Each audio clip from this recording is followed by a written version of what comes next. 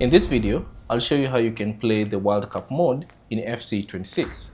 Now, ensure that your game has been updated to the latest version, and then once you have updated the game, open the game, and then from this homepage, you should see this option, the World's Game. Simply select it. And then if it's your first time, you should see a cutscene showing you what the World Cup entails, and then you'll get to this section. Now from here, you can select Play Tournament, and then simply choose the team that you'd like to use. So let's say, for instance, this particular team, select it, and maybe select another one, or select all the teams that you'd like to be included in the tournament.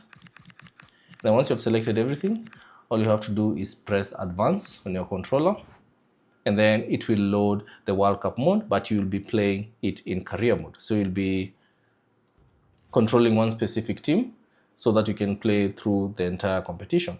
Now you'll be prompted to save your game. So type in the name that you'd like, press on done, and then now you can play the game as you can see. So that's basically it on how to play the FIFA World Cup mode in FC26. Thanks for watching. If you have any questions, leave them down in the comment section below, and I'll see you on the next one.